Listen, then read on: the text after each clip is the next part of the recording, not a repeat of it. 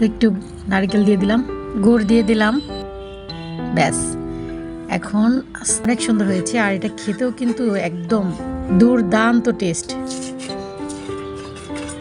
তো এখন আমি মরিচ ভর্তা দিয়ে মজা করে আয়েশ করে চাপটি খাবো। এই যে দেখ, তো ফাইনাল, আর বানাবো না, শেষ। আমি ফেল করেছি গাইস, এই যে দেখেন। এইবার লাস্ট চেষ্টা হলে হবে। অনেক বড়টা মজাই দিছি। দে পানি, ভালো করে পানি দে। হ্যালো এভরিওয়ান, আসসালামু আলাইকুম। কেমন আছেন আপনারা সবাই? আশা করছি সবাই খুব ভালো আছেন এবং সুস্থ আছেন। এই তো চলে এসেছি আপনাদের মাঝে নতুন একটি ব্লগ নিয়ে। আমি এখনও জানি না আমার আজকের ব্লগটি আপনাদের কাছে কেমন লাগবে, কারণ আজকে একদম নতুন একটা পিঠা আপনাদের সাথে শেয়ার করব। আর এই পিঠাটা যেন তেন পিঠা নয়, এটা হচ্ছে পাহাড়িদের পাটিসাপটা পিঠা। এই পিঠাটা খেতে নাকি অসম্ভব মজা হয়। একদমই নতুন অভিজ্ঞতা, আসলে জীবনে কখনো বানানো হয়নি, খাওয়া হয়নি। ইদানিং সোশ্যাল মিডিয়াতে দেখছি এই পিঠার হিড়িক পড়ে গেছে, মানে সবাই এই পিঠাটা বানাচ্ছে, খাচ্ছে আর খুব প্রশংসা করছে। যাই হোক, আমিও কিন্তু ইউটিউব থেকে শিখে একদম সরাসরি চলে এসেছি রান্নাঘরে এই পিঠাটা বানানোর জন্য। জানি না কতটুকু পারবো, তবে চেষ্টা করতেই সমস্যা, কি বলেন? চেষ্টা তো করাই যায়, তাই না? আচ্ছা, এই পাটালিটা এরকম কেন, সাদা কেন? মুখে দিয়ে দেখি তো। না, ঠিক আছে। এই পিঠার প্রসেসিংটা অনেকটা ভাপা পিঠার মতো মনে হচ্ছে। তো গুঁড়িগুলোকে আমি একটু ভালো করে ভিজিয়ে নেব। তো তার জন্য সামান্য একটু লবণ দিলাম, আর এখন পানি দিয়ে গুঁড়িটাকে একটু ভালো করে ভিজিয়ে নেব। আমি যতটুকু জানি গুঁড়িটাকে খুব ভালো করে ভিজিয়ে নিতে হয়। এরে, আমি তো গরুর মতো পানি দিয়ে ফেলছি। যাই হোক, এখন হাত দিয়ে খুব ভালো করে মশরামশরি করতে হবে। পানি দেওয়ার পর গুঁড়িটাকে যত ভালো করে মশরামশরি করা যায় ততই ভালো, যাতে গুঁড়ির ভিতরে পানিটা প্রবেশ করে। এই যেভাবে, ব্যাস, গুঁড়িটা আমার একদম রেডি।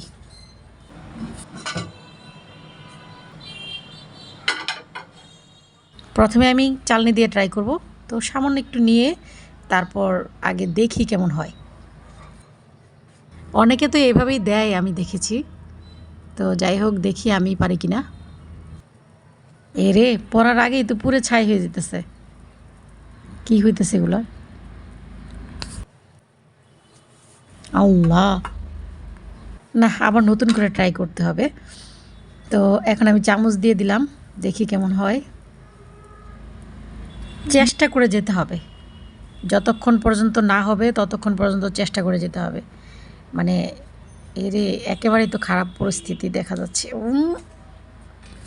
কি হইল এটা? না না, একদমই ধৈর্য হারালে হবে না। তো আমি আরেকটু পানি দিয়ে গুঁড়িটাকে আরেকটু ভালো করে এইভাবে ময়ান করে নিচ্ছি। দেখি এবার যদি ভালো হয় তো ভালো, না হলে তো কিছু করার নেই গাইস। তো এখন আমি অনেক চেষ্টা করছি, এই যে দেখেন খুব ঝরঝরা হয়েছে। আরও অনেকটা পানি দিয়ে গুঁড়িটাকে খুব ভালো করে ময়ান করার পর এখন বেশ সফট হয়েছে। চলেন তৃতীয়বার চেষ্টা করি, দেখি পারি কিনা। এই দিয়ে দিলাম। ইজ্জতটা রাখিস রে ভাই, ইজ্জতটা রাখিস। খুন্তি দিয়ে একটু প্রেস করে দিচ্ছি যাতে বসে। না, মনে হচ্ছে কাজ হবে না। তো যাই হোক, আমি কি করবো, আর বসে বসে খাই। যাই, এটাকেও ফেলে দিয়ে আসি। ওফ, অনেক গুড়ি নষ্ট হচ্ছে। এবার যদি না হয়, সত্যি বলছি, এবার যদি না হয় আমি আর বানাবই না। এই দিলাম ঢেকে, ব্যাস। দেখে তো মনে হচ্ছে হবে, দেখি তো। হ্যাঁ হ্যাঁ, হয়েছে হয়েছে। তো একটু নারকেল দিয়ে দিলাম, গুড় দিয়ে দিলাম, ব্যাস। এখন আস্তে করে এই, আরে ফেটে গেছে। যাই হোক, এটা কিন্তু খুব সুন্দর হয়েছে মাশাল্লাহ। এইতে দিয়ে দিলাম পানির ছিটা, যাতে গুঁড়িগুলো খুব সুন্দর করে বসে। দিয়ে খুব সুন্দর করে যেভাবে আস্তে করে একটু নারকেল আর একটু গুড় দিয়ে, ব্যাস, একটু ঢেকে দিব। ঢাকনা খুলেই দেখবো হয়ে গেছে। না না, এই পাশ দিয়ে না, এই পাশ দিয়ে খুবই আলতো হাতে। আরে, ইজ্জতের 12টা বাজায় হলাইছে। এইবার লাস্ট চেষ্টা হলে হবে, না হলে নাই। তারপর আমি আর চেষ্টা করব না। এই পিঠা তো দেখতে যতটা ভোলা ভালা, বানাতে গেলে বোঝা যায় যে কতটা ভোলা ভালা। বদের হাড্ডি একটা। আমার আত্মসম্মানের 12টা বাজাই দিছে। দে পানি, ভালো করে পানি দে। ফাইনাল মোমেন্ট, হোক বা না হোক, নারকেল আমাকে দিতেই হবে, গুড় আমাকে দিতেই হবে, পাহাড়ি পিঠা বলে কথা। আচ্ছা, পিঠাগুলো তো এইভাবে থাকলেও অনেক সুন্দর লাগে, উল্টাতে গেলেই তো মাথাটা নষ্ট হয়ে যায়। এই তো গেল, মানে হচ্ছে না কেন বুঝি না তো, এটা কেন হচ্ছে না। বুঝেছি, কড়াইটা চেঞ্জ করতে হবে। এখন আমি যে লোহার কড়াই নিয়েছি, এখন এই কড়াইতে যদি না হয় তাহলে আর কিচ্ছু করার নেই গাইস, তারপর আমি আর বানাবোই না, একদম প্রমিস করছি।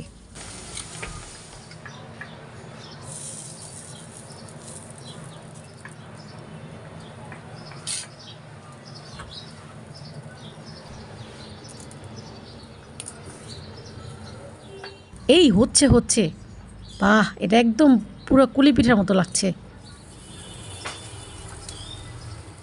এই পিঠাটা মনে হচ্ছে আমার দ্বারা বানানো একেবারেই সম্ভব না। আমি যত সুন্দর করে দিচ্ছি না কেন ততই অভদ্র হয়ে যাচ্ছে। এই যে দেখতে পাচ্ছেন, উল্টাতে গেলেই সব একদম তছনছ হয়ে যায়। তো ফাইনাল, আর বানাবো না, শেষ। আমি ফেল করেছি গাইস। এই যে দেখেন, কোনোরকম লবাডঙ্গা কয়েকটা পিঠা বানিয়েছি, তার উপর গুঁড়িগুলো নষ্ট হয়েছে। এই যে দেখেন, এখনও কয়েকটা গুঁড়ি বাকি আছে। তো ভাবছি 300 ফিটের চাপটি বানিয়ে ফেলবো। ছেলেকে দিয়ে আসতে যাচ্ছি সুখ্যাত পাহাড়ি পিঠা। তো চলেন দেখি সে কি বলে খেয়ে। মজাদার পিঠা, পাহাড়ি পিঠা, খেয়ে দেখ কেমন হয়েছে।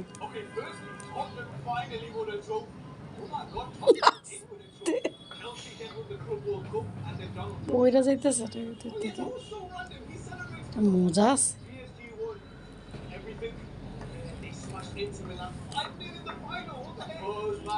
কেমন গাইস, এটা কিন্তু আসলে অনেক মজার একটা পিঠা। আমি বানাতে পারি নাই, তারপরেও মজা লাগছে। এখন আমি 300 ফিটের চাপটি বানাবো।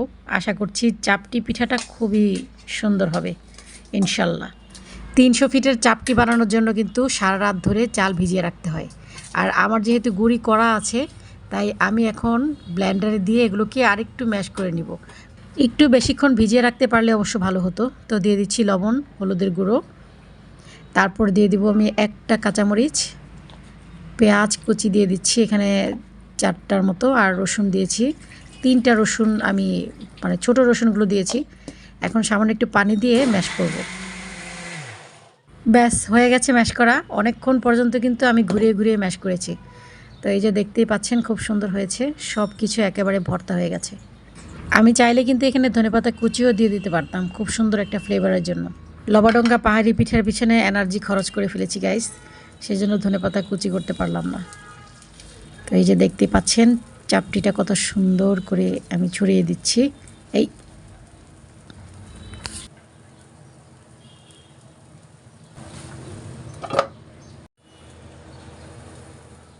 হয়ে গেছে আমার চাপটি। প্রথম চাপটিটাই মাশাআল্লাহ অনেক সুন্দর হয়েছে, দেখেন। একটু খেয়ে দেখি কেমন হয়েছে। মজা। একটু তেল ব্রাশ করে দেই যাতে খুব সুন্দর করে পিঠাগুলো উঠে যায়। তাই এই যে দিয়ে তো এইভাবে একটু ছড়িয়ে দিতে হচ্ছে।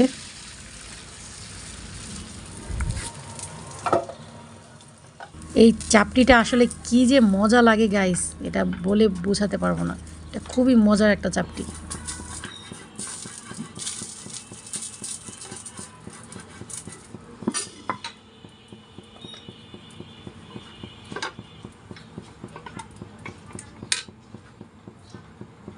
হাঁসের মাংস দিয়ে খেতে পারলে ভালো লাগতো, তবে আজকে আমি ভর্তা দিয়ে খাবো।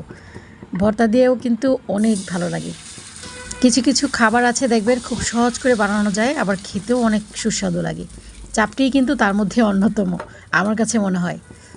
যদি গুঁড়ি করা থাকে তাহলে আমি আজকে যেভাবে ব্লেন্ড করেছি ঠিক এইভাবে ব্লেন্ড করে নেবেন, তাহলেই দেখবেন চাপটিগুলো অনেক সুন্দর হবে। এই যে দেখেন চাপটিগুলো সুন্দর লাগছে না বলেন? অনেক সুন্দর হয়েছে, আর এটা খেতেও কিন্তু একদম দুর্দান্ত টেস্ট। লাস্ট চাপটিটা দেখেন কত সুন্দর, মাশাআল্লাহ। মরিচ ভর্তা করব, চাপটি দিয়ে মরিচ ভর্তা কিন্তু ভীষণ ভালো লাগে। যারা ঝাল পছন্দ করেন তারা মরিচ ভর্তাটা মিস করবেন না, কারণ এটা কিন্তু খুবই টেস্ট। বিশেষ করে চাপটি দিয়ে খেতে কিন্তু খুব ভালো লাগে। তো এখন নামিয়ে নিচ্ছি, আর গরম থাকতে থাকতেই ভর্তাটা করে ফেলবো। স্বাদ মতো লবণ দিয়ে দিচ্ছি।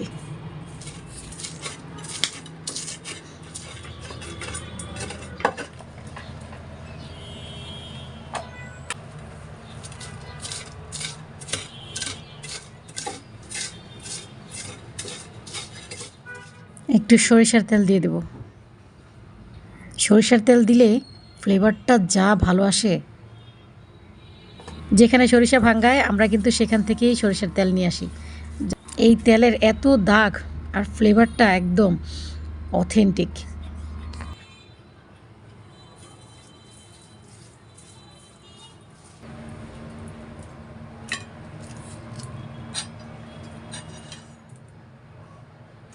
এই পিঠাটা একটু লাল হয়ে গেছে, ব্যাপার না, এটা খেতে আর বেশি ভালো লাগবে।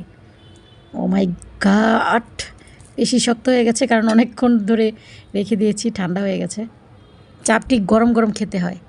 তো এখন আমি মরিচ ভর্তা দিয়ে মজা করে আয়েশ করে চাপটি খাবো। এই যে দেখেন, বেশ লোভনীয় লাগছে না? পাহাড়ি পিঠা যেমন তেমন হয়েছে, কিন্তু চাপটিটা একেবারে ফাটাফাটি। আপনাদেরকে সরাসরি খেয়ে দেখাতে পারলে আরও বেশি ভালো লাগতো। যাই হোক, আজকে বিদায় নিচ্ছি। ফিরে আসবো নতুন আরেকটি ব্লগ নিয়ে। সেই পর্যন্ত সবাই ভালো থাকবেন, সুস্থ থাকবেন। আল্লাহ হাফিজ, আসসালামু আলাইকুম।